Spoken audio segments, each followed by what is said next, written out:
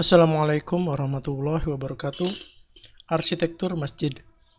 Sebelum kita membahas secara detail terkait arsitektur masjid ini, kita harus memahami dulu unsur-unsur bangunan masjid. Yang pertama tentunya adalah ruang sholat sebagai bangunan utama yang dilengkapi juga dengan mihrab atau area khusus imam. Selain itu, unsur bangunan masjid berikutnya adalah area wudhu atau bersuci, dan yang terakhir fungsi penunjang atau pelengkap sebagai fasilitas dari masjid. Terkait dengan perencanaan dan prinsip-prinsip bangunan masjid ini sudah kami jelaskan kaidah-kaidahnya, dasar-dasar baik dari Al-Quran dan hadis itu di materi kami dengan judul prinsip perancangan bangunan masjid. Nah, di materi ini kami akan menjelaskan lebih kepada sisi teknis dan juga dilengkapi dengan visualisasi untuk memudahkan kita memahami bagaimana perencanaan masjid yang benar. Oke, kita masuk ke perancangan pada bagian pertama, yaitu ruang sholat sebagai bangunan utama masjid. Maka yang perlu diperhatikan adalah ruang sholat ini orientasinya harus mengarah ke kiblat. Jadi sebagaimana kita ketahui bersama, di Indonesia ini kan kebanyakan lahan orientasinya atau jalan itu timur barat atau utara selatan. Nah, di masjid-masjid zaman dulu sebelum teknologi mungkin canggih ya, banyak juga masjid yang arah kiblatnya tidak akurat sehingga sejadahnya dimiring-miringin dan lain sebagainya. Nah, sekarang karena teknologi ini sudah canggih, maka kita sebisa mungkin orientasi ke arah kiblatnya harus akurat. Misalnya sebagai contoh, saya tinggal di Jakarta, ternyata arah kiblat dari Jakarta ini 295 derajat dari sumbu utara. Ini kita bisa cek ya di Google, di gadget kita, dan lain sebagainya.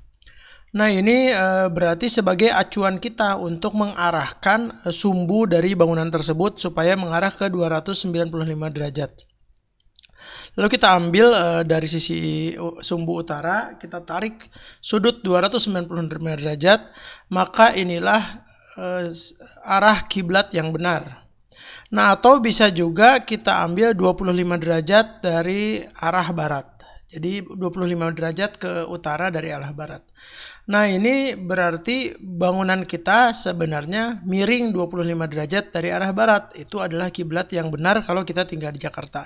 Nah, oleh karena itu, maka bangunan kita harus dirotet atau diputarkan dari sumbu timur barat tadi ke arah utara kurang lebih 25 derajat. Nah, ini hasilnya. Jadi ini yang terpenting dalam pembangunan masjid adalah orientasi bangunan masjid harus mengarah ke kiblat.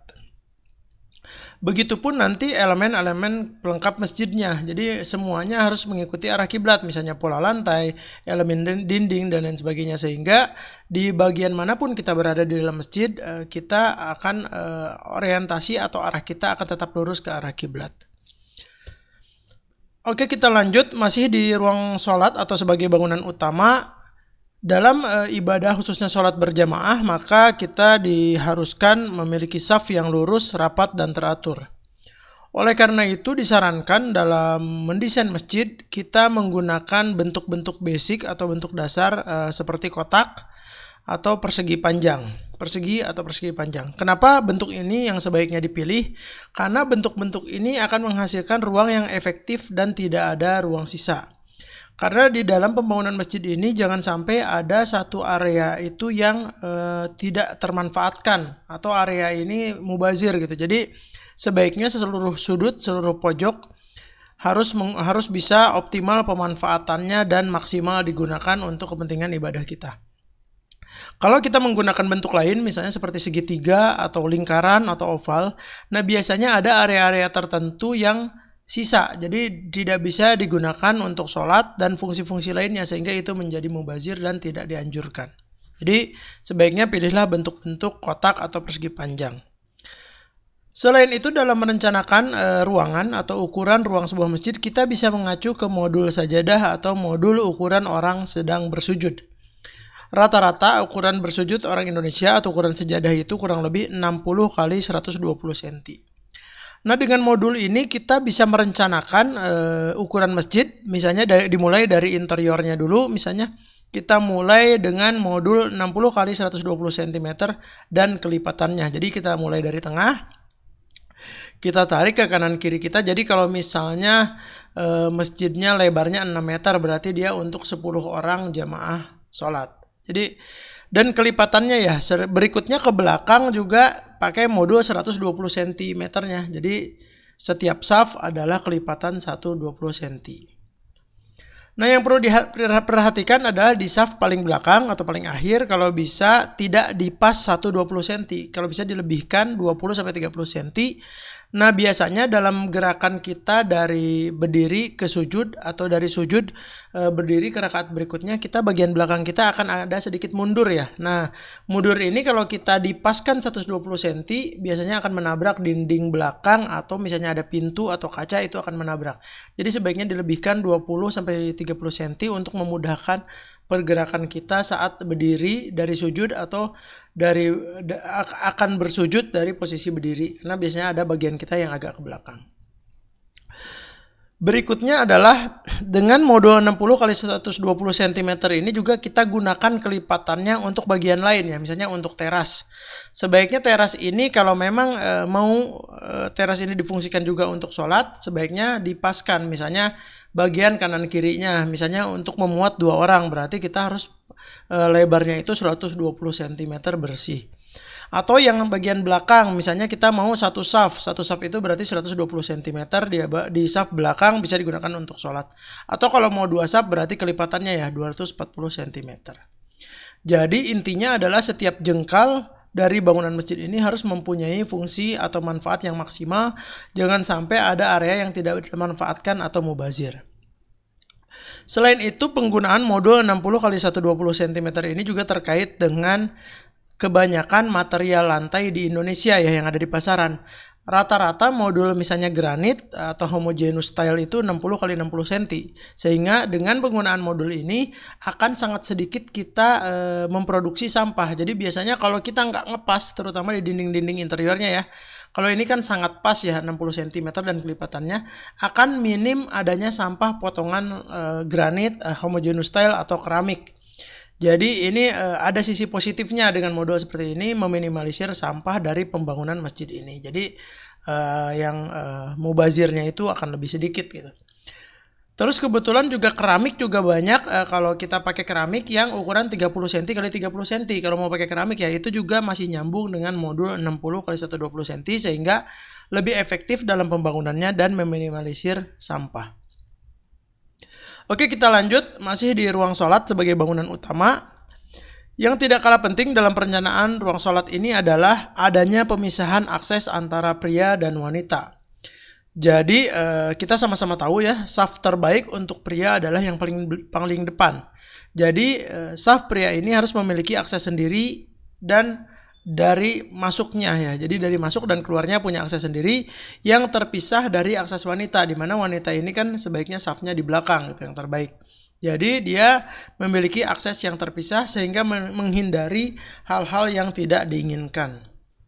Jadi ini tidak kalah penting ya. Jadi masing-masing punya akses sendiri, dan kalau misalnya masjid kita ukurannya besar, sebaiknya diperbanyak akses keluar masuknya. Jadi ini hal kegunaannya untuk mempermudah jika jamaah misalnya ada yang batal ingin ke kamar mandi, jadi akan mudah kalau banyak pintunya ya, daripada kalau pintunya sedikit nanti dia akan loncat-loncat ngelewati orang-orang yang misalnya sedang khotbah itu lagi pada duduk dengerin khotbah, dia akan loncat-loncat ngelewatin. Tapi kalau pintunya banyak dia akan mudah keluar entah dari kanan atau dari kirinya.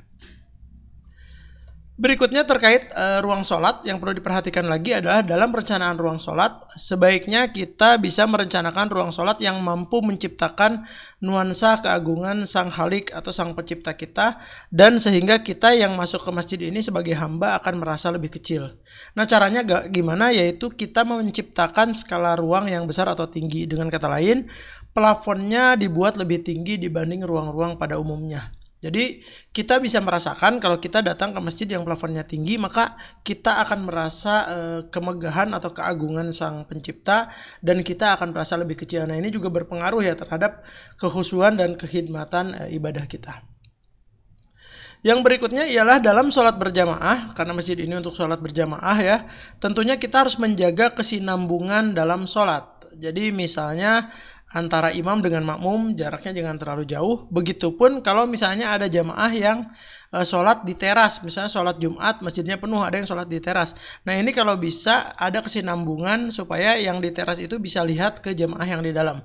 Caranya adalah dengan pintu yang dibuka atau dindingnya tidak dinding masif tapi pakai kaca dan lain sebagainya, sehingga masih bisa melihat dengan jelas jamaah yang ada di luar dari ruangan utama masjid.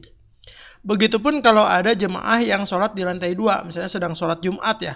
Nah sebaiknya juga dilengkapi balkon atau railing di mezaninnya itu railingnya yang transparan, misalnya dari kaca atau hollow yang diberi jarak ya, sehingga yang di lantai 2 pun masih bisa melihat dengan jelas sholat yang di bawah. Jadi imam bergerak seperti apa, jemaah dimanapun bisa mengikuti karena adanya kesinambungan tadi untuk sholat berjamaah. Selain itu yang harus diperhatikan dalam mendesain perencanaan ruang utama sholat adalah di bangunan utama ini harus mendukung suasana kekhusyuan saat sholat. Jadi menciptakan ketentraman, kedamaian. Terus kita hindari bentuk-bentuk atau ornamen yang dapat memalingkan pikiran jamaah. Misalnya di sejadahnya atau di area sholatnya jangan terlalu rame ornamennya. Jangan sampai orang yang seharusnya sholatnya khusyuk jadi teralihkan oleh ornamen-ornamen yang berlebihan. Selain itu juga kita harus menghindari identitas yang menunjukkan pengaruh agama lain. Jadi kalaupun ada dekorasi atau ornamen di dalam masjid sebaiknya yang bernafaskan islami seperti kaligrafi dan lain sebagainya. Berikutnya yang tidak kalah penting dalam merencanakan ruang utama atau ruang sholat sebagai bangunan utama adalah kita harus bisa memberikan kemudahan dan menjamin keselamatan jemaah yang akan mengakses masjid ini. Jadi misalnya adalah kita merencanakan elevasi masjid yang tidak terlalu tinggi dari jalan. Jadi kalaupun ada tangganya ini cukup 2-3 anak tangga saja, tidak perlu terlalu tinggi dan dilengkapi dengan railing atau pegangan. Ini tujuannya apa? Jadi ini masjid akan ramah terhadap berbagai kalangan, misalnya untuk orang tua, untuk ibu hamil, untuk anak-anak. Jadi jangan sampai kita punya rencana bikin masjid yang megah, terus ternyata kita tinggikan misalnya lebih dari 2 meter atau bahkan 3 meter atau 1 lantai, tangganya sangat banyak. Nah ini biasanya cukup merepotkan ya bagi orang tua atau ibu hamil, sehingga tidak ramah untuk lansia dan ibu hamil. Maka sebaiknya cukup 2-3 anak tangga saja dan setiap tangga dilengkapi dengan railing atau pegangan untuk memudahkan orang tua atau ibu hamil itu dalam berjalan. Selain itu juga sebaiknya kita lengkapi dengan rem untuk difabel, tentunya dilengkapi dengan railing. Nah ini untuk memudahkan bagi yang memiliki keterbatasan atau menggunakan kursi roda dalam mengakses masjid. Nah yang harus diperhatikan dari rem difabel ini ada syarat kemiringannya kurang lebih 6 derajat atau 1/10. Jadi setiap 1 meter ketinggian elevasi bangunan maka dia harus panjang remnya kurang lebih 10 meter. Jadi kita bayangkan kalau masjidnya terlalu tinggi, maka remnya akan luar biasa panjang. Jadi kalau masjidnya misalnya tingginya 2 meter dari jalan, maka remnya kurang lebih panjangnya 20 meter. Jadi kalau ini hanya 2-3 anak tangga aja, kemungkinan remnya tidak terlalu panjang dan sebaiknya dilengkapi dengan railing untuk memudahkan pengguna kursi roda untuk mengakses ke dalam masjid. Nah ini memberikan kenyamanan, kemudahan dan menjamin keselamatan bagi seluruh jamaah apapun kondisinya. Oke, kita lanjut ke area mihrab. Ini juga masih di bangunan utama atau di ruang utama sholat. Mihrab ini area khusus imam. Jadi dalam perencanaan mihrab yang harus diperhatikan yang pertama adalah mihrab ini adalah imam tidak boleh sejajar dengan makmum, karena imam kan pemimpin sholat, dia harus ditempatkan di depan dari makmum. Namun yang harus diperhatikan adalah kalau bisa jarak antara imam dengan makmum jangan terlalu jauh. Jadi tadi kita menjaga kesinambungan antara imam dengan makmum. Selain itu kalau suatu waktu imamnya misalnya batal harus diganti oleh makmum yang safnya paling depan, itu akan sangat mudah proses pergantiannya. Jadi itu yang pertama. Yang kedua, sebaiknya mihrab ini ditempatkan di tengah-tengah masjid. Jadi antara kanan dan kirinya sama sehingga jemaah yang melihat ke imam akan lebih merata atau lebih mudah ya. Jangan sampai ada jemaah yang di sisi kanan ngelihatnya jelas tapi yang sisi kiri ternyata terlalu jauh, jadi nggak seimbang. Jadi sebaiknya ditempatkan di tengah. Terus selain itu juga dengan ditempatkan di tengah ini akan membantu dalam proses dakwah dan pendidikan, karena masjid ini juga kan sebagai pusat dakwah dan pendidikan. Biasanya ada juga di mihrabnya ini ditempatkan mimbar ya untuk ceramah atau khotbah dari khotib. Nah ini juga akan lebih merata gitu. Jadi masjidnya, khotibnya atau penceramahnya bisa dilihat dari berbagai arah dengan seimbang. Nah tadi karena masjid ini untuk menunjang aktivitas dakwah dan pendidikan. Selain itu bisa juga di mihrab ini kita tambahkan akses sendiri untuk imam atau khotib. Karena sewaktu-waktu misalnya pada saat sholat Jumat, masjidnya sudah penuh oleh jemaah, makmumnya sudah lengkap, ternyata imamnya agak sedikit terlambat, belum sampai masjid. Nah, jangan sampai si imamnya nanti lewat-lewat ke makmum gitu, kasihan merepotkan. Lebih baik kita sediakan akses khusus untuk imam atau khotib yang terpisah. Jadi, kalaupun sedikit terlambat dia bisa langsung masuk ke ruang utama atau ke area mihrab ini. Selain itu juga kalau imam atau khotib mau batal ya, mau ke kamar mandi juga sama, tidak perlu melewati makmum yang bersaf-saf tersebut, tapi dia sudah punya akses sendiri menuju ke area wudhu atau ke kamar mandi. Selanjutnya terkait dengan mihrab atau area khusus imam ini juga yang harus diperhatikan adalah bahwa dalam perencanaan mihrab kita harus bisa memastikan kekhusyuan dan kenyamanan imam. Karena imam ini kan pemimpin sholat ya, jangan sampai imam ini tidak nyaman di mihrab dan tidak khusyuk. Jadi misalnya seperti ini, misalnya sebaiknya imam ini harus bisa dipastikan kenyamanannya ya, misalnya dengan pengkondisian udara atau sirkulasi udara yang baik dan juga pencahayaan yang cukup. Jadi misalnya imam memimpin sholat dalam waktu yang lama atau siang hari sholat Jumat misalnya panas, atau sholat taraweh yang jumlah rakaatnya banyak. Nah ini imam tetap akan merasakan nyaman. Jadi tidak masalah juga di area mihrab ini kalaupun ada anggaran lebih ditambahkan AC ya, kalau misalnya daerahnya panas. Jadi imamnya merasa sejuk dan nyaman dan lebih betah dalam memimpin sholat, dan tentunya kekhusyuannya jadinya lebih terjaga karena tadi dia merasa sangat nyaman. Selain itu juga harus diperhatikan untuk kekhusyuan imam, hindari elemen-elemen yang dapat mengganggu kekhusyuan imam yang memimpin sholat. Karena imam ini harus fokus, harus konsentrasi dalam memimpin sholat.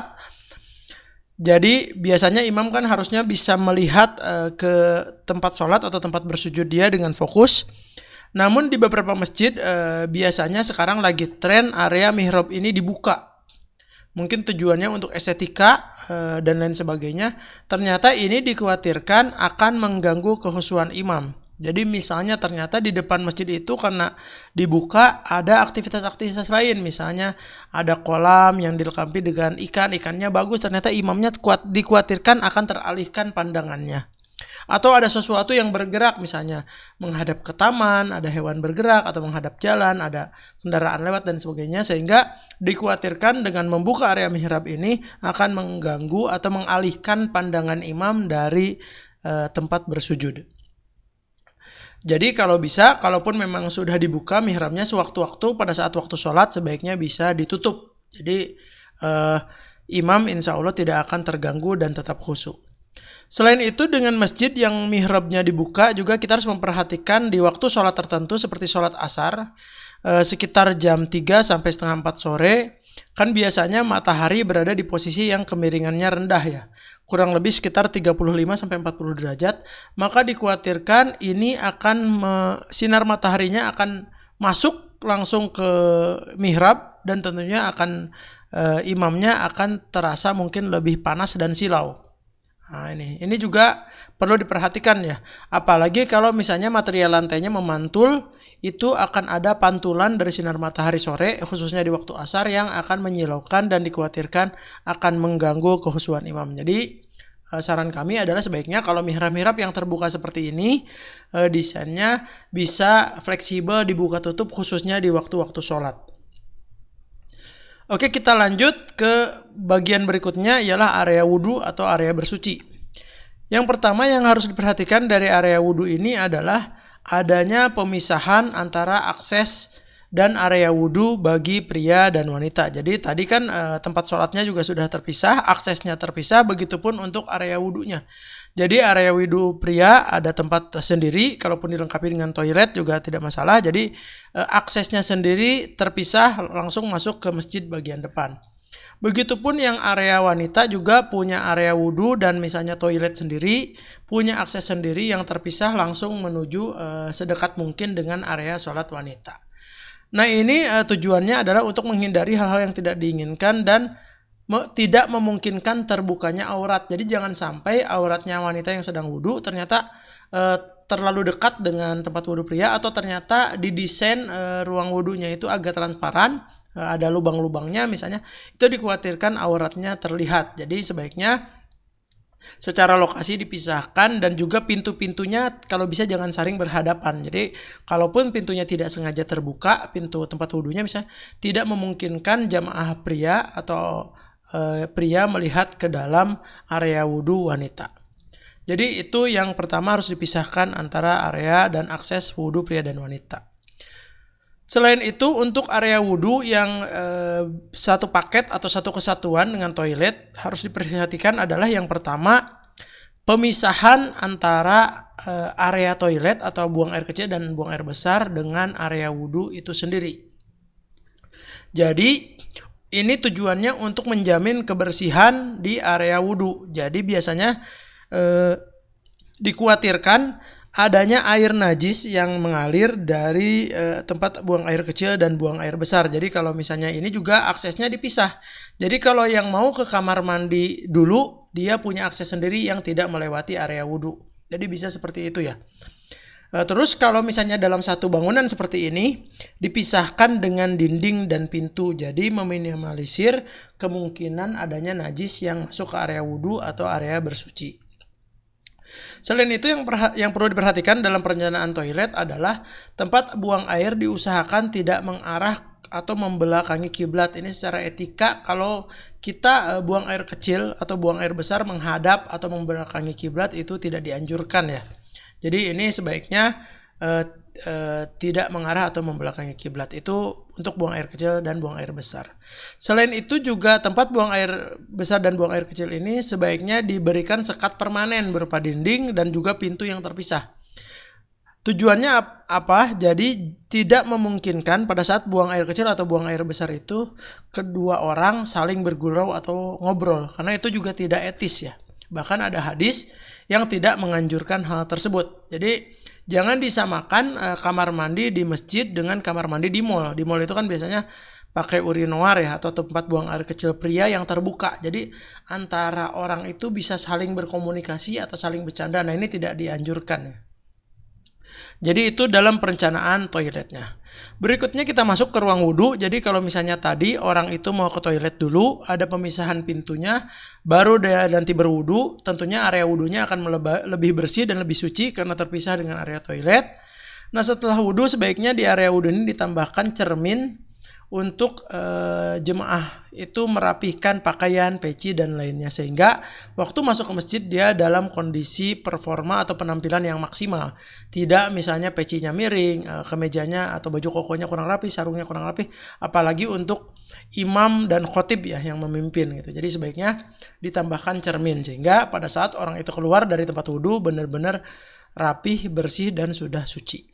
Nah selain itu juga di area wudhu ini perlu juga ditambahkan akses sendiri ya. Jadi kalau misalnya orang yang tidak mau buang air kecil atau buang air besar, ya tidak perlu masuk ke area tersebut. Dia langsung bisa mengakses ke tempat wudhu dan langsung setelah selesai wudhu langsung ke masjid. Tidak perlu masuk ke area buang air kecil dan buang air besar.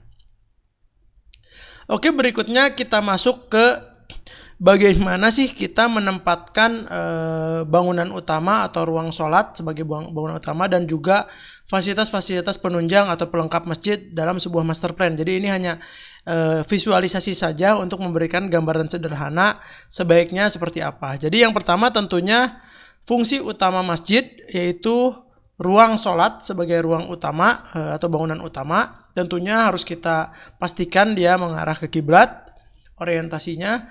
Terus berikutnya punya akses sendiri ya. Jadi misalnya kalau misalnya kita tinggal dekat masjid ini, biasanya kan wudhu dan bersuci dari rumah ya. Jadi tidak perlu masuk ke area wudhu atau ke kamar mandi yang ada di masjid. Jadi langsung punya akses sendiri. Terus berikutnya ada mihrab, ditempatkan di depan dari ruang sholat untuk ruang khusus imam. Berikutnya, fungsi yang berikutnya adalah tentunya tempat wudhu bagi pria yang sepaket biasanya dengan toilet, dan juga tempat wudhu bagi wanita yang terpisah. Jadi baik aksesnya, baik tempatnya terpisah dan sedekat mungkin ke masing-masing areanya ya. Jadi kalau pria ya nanti didekatkan ke tempat sholat pria, yang wanita juga sedekat mungkin dengan aksesnya ke tempat sholat wanita. Berikutnya adalah kita masuk ke bangunan atau fungsi-fungsi penunjang dari masjid itu sendiri. Yang pertama, kalau ini tentunya penunjang ini disesuaikan saja ya dengan kondisi lingkungan, luas lahan, dan lain sebagainya.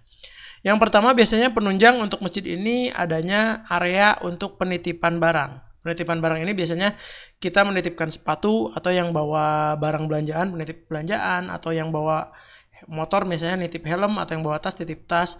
Ini juga cukup penting ya untuk menjaga kenyamanan jemaah. Jangan sampai jemaah sholat di masjid atau dengerin ceramah nggak tenang karena takut sendalnya hilang dan lain sebagainya. Jadi penitipan barang sebaiknya disiapkan dan dilengkapi, kalau misalnya lebih baik adanya locker gitu, jadi tidak tertukar barang-barangnya.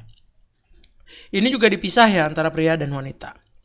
Berikutnya, penunjang berikutnya adalah adanya ruang perpustakaan. Ini juga boleh ditambahkan ya.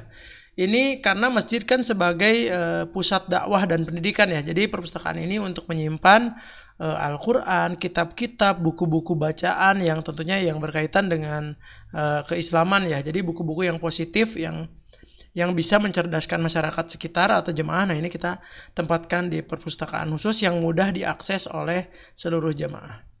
Berikutnya juga biasanya di masjid ditambahkan ruang DKM atau pengelola masjid. Nah, karena masjid ini kan sekarang biasanya dikelola secara profesional ya, pastinya ada di situ ada komputer, ada arsip-arsip atau dokumen-dokumen seperti kantor pada umumnya ya, misalnya ada laporan keuangan, laporan kegiatan masjid dan lain sebagainya. Selain itu juga biasanya ditempatkan alat-alat penunjang dakwah ya, seperti adanya infocus. Terus juga panel-panel untuk tata suara ya, atau sound system, speaker itu biasanya ditempatkan di ruang DKM sebagai pengelola. Bahkan di masjid sekarang banyak yang pakai CCTV ya, nanti monitornya atau komputernya ditempatkan di ruang DKM. Oke, berikutnya penunjang yang tidak kalah penting adalah area terbuka yang sebaiknya dilengkapi dengan area wudhu outdoor. Nah, jadi area terbuka ini cukup penting. Pertama, misalnya masjid jami yang digunakan untuk sholat Jumat biasanya kan penuh ya. Di sholat Jumat itu sebaiknya ada, kalau dia penuh, ada perpanjangan di halaman tersebut. Jadi bisa difungsikan untuk sholat. Tentunya secara orientasi kiblatnya harus sama ya, searah. Terus juga modulnya didesain dengan modul ruang sholat tersebut. Jadi sama-sama pakai modul 0,6 kali 1,2 atau 60 kali 120 cm. Jadi dimanapun jemaah sholat, mau itu di dalam masjid, mau di teras, mau di halaman masjid, atau di area terbuka ini tetap terjaga kelurusan saf, kerapihannya, dan orientasi menghadap kiblatnya tetap terjaga. Jadi ini yang harus diperhatikan di area halaman ya. Terus dilengkapi dengan area wudhu.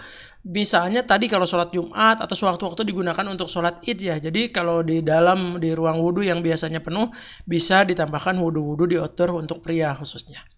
Selain itu, area terbuka ini juga bermanfaat untuk aktivitas-aktivitas lain, misalnya untuk kurban, bisa untuk area panitia motong-motong hewan kurban, atau untuk aktivitas kemasyarakatan lainnya, misalnya ada aktivitas warga, misalnya untuk bazar, untuk aktivitas-aktivitas kemasyarakatan apapun yang sifatnya positif dan sejalan dengan masjid sebagai pusat ibadah dan kemasyarakatan, membentuk masyarakat Islami, maka diizinkan dilaksanakan di halaman atau area terbuka ini.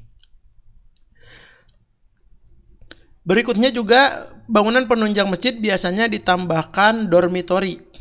Dormitori itu kalau di zaman Nabi namanya sufa, sebagai ruang untuk menginap atau tidur para sahabat ya. Jadi yang belajar kepada Nabi ya, atau mempelajari ilmu dakwah dan Al-Quran, itu disiapkan sufa untuk menginap para sahabat. Nah, kalau sekarang dormitori ini juga atau penginapan bisa digunakan untuk pengelola masjid ya. Biasanya namanya marbot, yang bertugas untuk menjaga atau memastikan kebersihan dan keamanan masjid. Misalnya itu biasanya perlu tempat menginap, atau untuk muazin ya, yang sehari 5 kali dia azan dan qomat. Jadi sebaiknya tempatkan di masjid, jadi tidak terlalu jauh dari masjid. Selain itu juga kalau lahannya memungkinkan bisa ditambahkan semacam asrama ya atau tempat penginapan sejenis guest house untuk misalnya kita mengundang ustadz dari luar kota, ternyata acaranya malam kemalaman, itu bisa kita tempatkan atau kita persilahkan menginap di guest house atau dormitory tersebut. Atau bisa juga ada jamaah dari luar mau belajar ke ustadz di lingkungan kita. Misalnya biasanya anak-anak muda itu bisa juga kita tempatkan tempat tidur yang dilengkapi dengan kamar mandi tentunya di area dormitory tersebut kalau areanya memungkinkan. Selain itu juga pada penunjang masjid yang seringkali terabaikan adalah adanya dapur. Dapur ini sebaiknya ditambahkan karena biasanya di masjid ini kan juga banyak aktivitas-aktivitas yang bersinggungan dengan makanan dan minuman, misalnya buka bersama, pengajian, terus kita juga harus menjamu ustadz kita misalnya yang diundang dari luar kota. Biasanya itu kita memerlukan persiapan ya, mempersiapkan makanan, mencuci piring, menghangatkan makanan, cuci gelas dan sebagainya, dan juga penyimpanan untuk piring-piring dan gelas. Jadi itu sebaiknya kita siapkan dapur. Jangan sampai nanti piring gelas itu nyimpennya sembarangan gitu. Jadi sebaiknya kita persiapkan dapur yang dilengkapi dengan untuk memasak dan area untuk cuci piring dan cuci gelasnya.